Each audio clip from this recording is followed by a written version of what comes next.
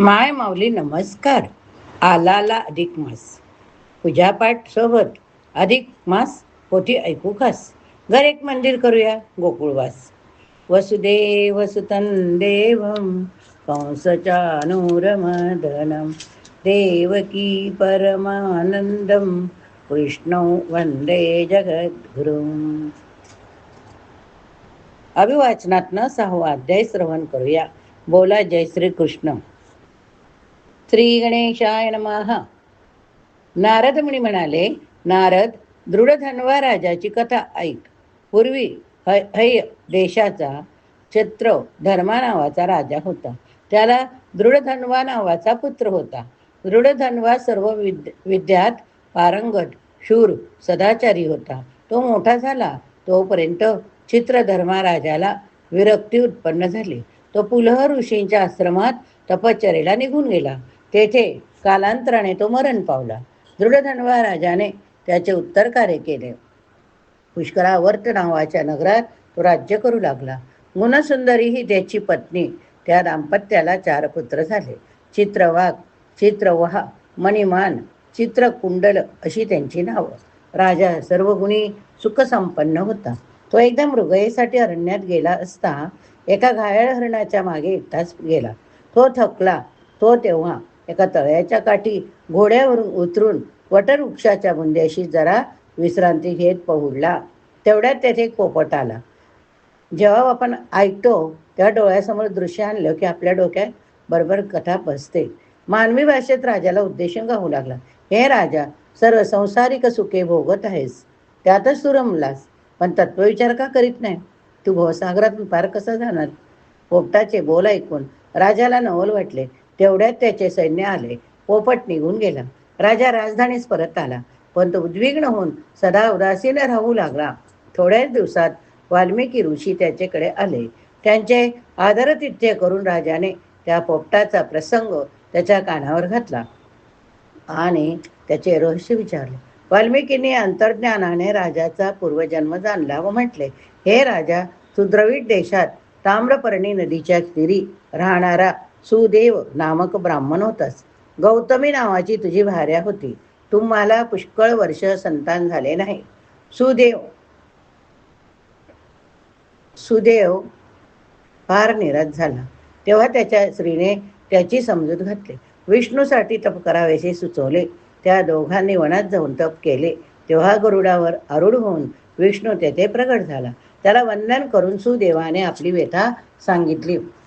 मी जे वरती चित्र पाठवलेलं आहे ते चित्र तुम्ही बघायचं. त्या चित्रात पूर्ण कथेचं दृश्य तुम्हाला पाहायला मिळेल. अध्याय 6वा पोथी आपण आता श्रवण करूया. श्री गणेशाय नमः. ऐका श्रोते कथा पावन, सूत सांगे शौनकाला गुण, नारायणाचे पूर्वोक्त वचन ऐकुनी नारद प्रश्नित, म्हणे हो नारायण आपण, जो कथिला दृढधन्वा म्हणून तयाचे कथानक संपूर्ण मजला गुण सांगावे. ते ऐकुनी नारायण म्हणे नारदा पुरातनी, गंगे परी कथा पाहुणी सांगतो ऐके समग्र. पूर्वी हय देशाचा नृपती, महापराक्रमी शुद्धमती, चित्रधर्मा नामे जगती प्रसिद्ध सता झाला. तयासी झाला एक पुत्र, महातेजा विशाल नेत्र, दृढधन्वा ऐसे पवित्र, नाम तयाचे ठेविले. जैसा वाढे अनुदीन, तैसे अंगी भरत सद्गुण, कदा न बोले मिथ्या वचन, धर्मप्रायण सर्वदा. चतुष्षष्टी काळ सांग, स्वबुद्धी आकळ्या सवय, चतुर्दर्श विद्याता सांग, गुरुपासन अभ्यासिल्या. सर्व लक्षणी सुसंपन्न, राजनीतीत झाल्या प्रवीण, शौर्यादार्यादी राजगुण, अंगी संपूर्ण संचरले.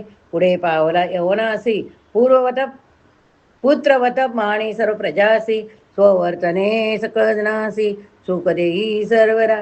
ऐसे पाहुणे तयाचा तात, चित्रधर्मा विचारी मनात, प्रजा पालनाला ही सूत, आता समर्थ झाला.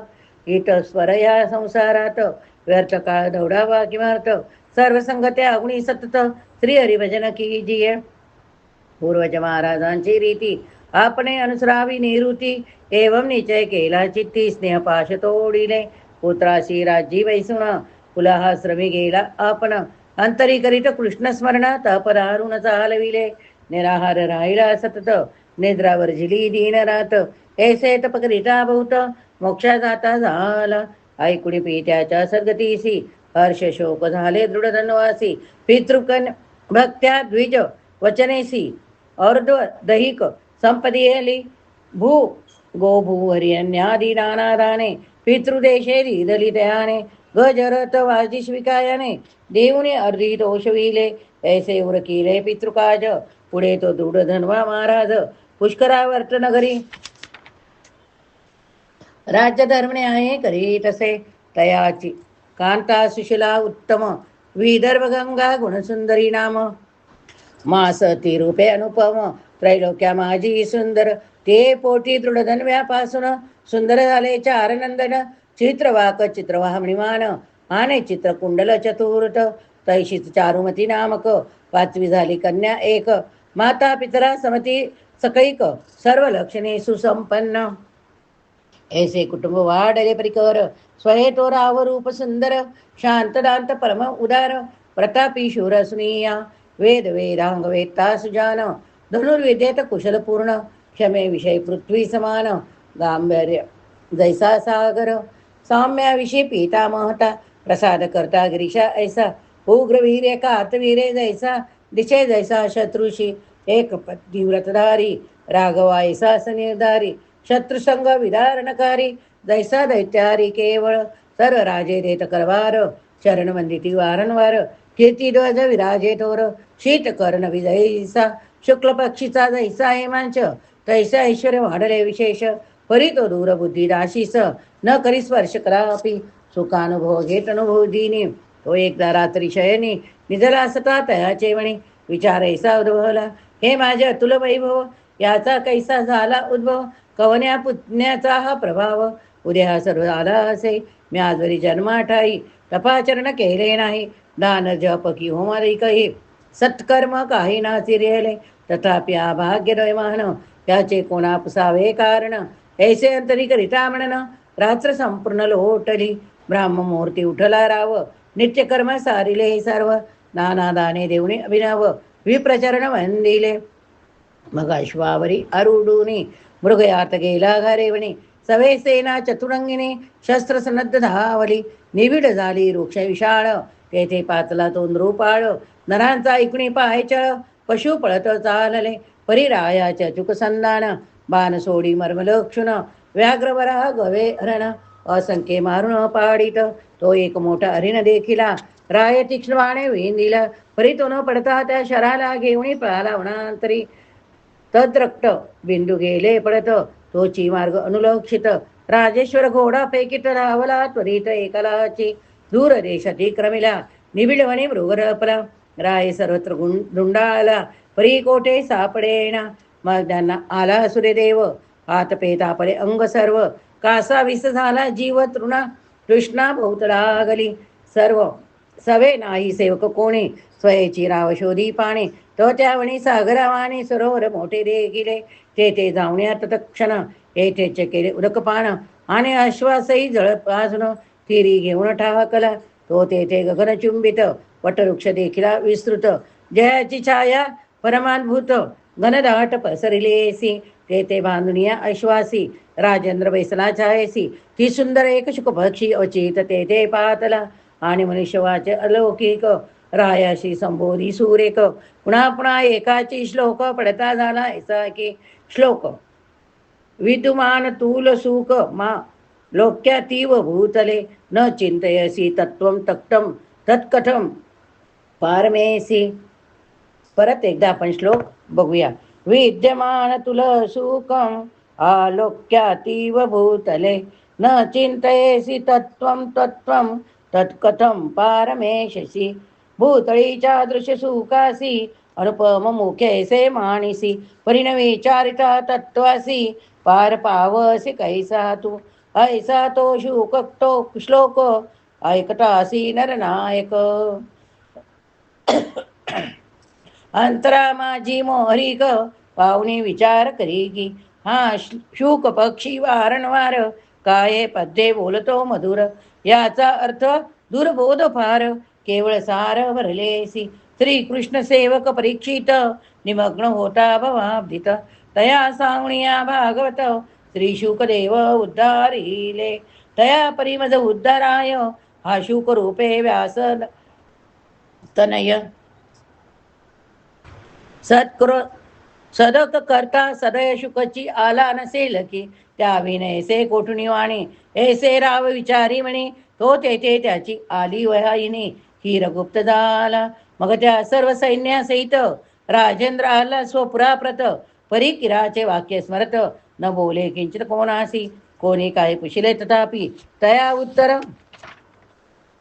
न देखरासी खानदान निद्रादी रूपी सकळ भोग तागिले आणि झाला भ्रमिस्तावाने ऐसे पाहुणे पटराणे गुण सुंदरी तया लागुणे हस्त जोडणी विनवीत म्हणे हो मम प्राणनाथा आज येसी काय अवस्था तुम्हा नसता काही न्यूनता आली किन्नता कोठूनही खानपान सर्व तेजून ऐसे का धरले ती मौन तुमची स्थिती विलोकुन मज दारुण दुःख होय तरी उठा उठा व प्राणेश्वरा मजवरी आता दया करा भोजन सारुनिया सत्वरा काही बोला मज पासी ऐसे तिने विनविले बहुत परी रावण बोले किंचित शुकवाक्याचा विचार करीत तैसाची निवांत बैसला राणीस झाले दुःख पार पुढे सूचना काही विचार पतीचे चिंतेचे साचार कारण काही समजेना तेने बहु तळमळे सती असो ऐसा तो दृढधनवा नृपती विचार करीत असता पडती काही काळ लोटला पुढे एकदा वाल्मिक ऋषी अवचित आला राजगृहासी जेने स्वय मधुर वाचेसी रामायण रचेले तया दोन्ही पाहता क्षण राव उठून धावला आपण भक्तिभावे ऋषीचे चरण उभय हस्ते धरियेले दंडवत केला नमस्कार अर्पिले सर्व पूजोपचार परमासन देवणी सुंदर ऋषीश्वर वैसवीला विप्रपाद क्षालन जीवन आनंदे केले श्रीधारण स्वाकी घेवणी म्हणीचे चरण स्वकरी जुरी तळहळू शुक वाक्य म्हणे स्मरत मधुरवाणी राजा बोलत हे भगवान म्हणे मी सांप्रत कृतकृत्य कचित झालो माझे जन्म सफळ झाले सर्व अर्थ आज लाभले श्रुतादी कै आज वाहिले फळाची आले साचार जगत पावन पावन आपण तई मजे दिदले दर्शन तस्मात मी महाभाग्यवान काय वर्णन करो आता मज समधन्य आता आज ना कोणी ऐसी रायाची विनम्रवाणी ऐकुण्या श्री वाल्मिकी मुनी संतोषोनी बोलत राया तू धन्य करो कर माझा उत्तम केलासी आदर आणि जे बोललासी मधुर ते तुझ योग्यची असे पहा परिचिंता तुडका अससी मनोगत सर्व सांग मजसी जे काही बोलावे इच्छिसी तेही बोले सकळीक ऐसी मुनींचे एकता वचने रावोले भोविनायने आपण या पद्माच्या कृपेने मजना उने काहीस सर्व सुखासे परिपूर्ण परिहृदय संशयमान शल्यवत एक उदेला दारुण तो तू घालवी संसत्वर मी एकदा मृगयार्थ गेलो होतो गहन वनात तेथे फिरता वचित मत कासार देखिले त्याचे केले जळपाशन मग विश्रांती घ्यावी म्हणून तिरी वटवृक्ष होता महान तयाचे छाये बैसरो तव हृदयानंद कारक ऐसा पातला किरेक बैसुनिया मम सन्मुख ऐसा श्लोक बोलला विद्यामान तुल सुखमा लोक्यातीव भूतले न चिंतासी तत्त्वं तत्तुक्त ततकथ पारमेसी परत आपण हा श्लोक बोलूया विद्यमान तुल सुखम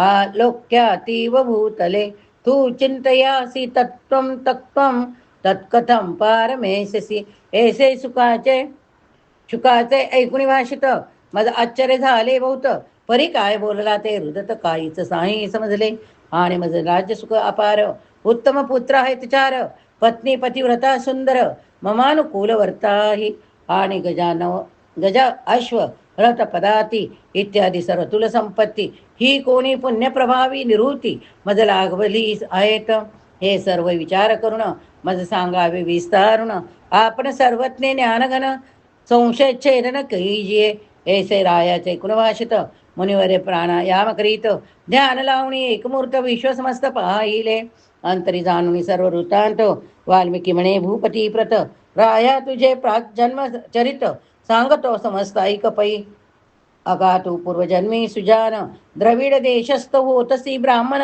तयाचे सुदेव नाभा विधान सर्व लोकी विख्यातसे तो ताम्रपर्णी तिरी वसत वेदाध्ययन करी सतत सत्यवादी स्वधर्मरत एथा लाभे संतोषी तयाची भार्या सर्वमान्या गौतमी नागा गौतमी नामे गौतम कन्या, सद्गुण खाणी जी सम अन्या, जगी नसे कोणीही ती महासती प्रेमे सतत, व्रतारासी अनुरोधून वर्तत, जैसी भवानी शंकरा प्रत अनुसरत सर्वदा, तय भारे सतो ब्राह्मण करीत गृहस्थ धर्माचरण, बहुत झाले कालक्रमण परी संतती नाही झाली, तेने योगे तो ती दुखित, रात्रंदिन चरपडत, एकदा भाऱ्या परसेवित वैसली होती आनंदे, तै तो सुदेव गैरोने वरोणे तेची म्हणे गे प्रिय करीने, संसारा माझी पुत्रावणे अधिक सुख अन्य नसे, तपो दानादि पुण्य सकळीक, लोकांतरी देता ती सुख, इह परलोकी सुखदायक, सुपुत्राची एक से पै,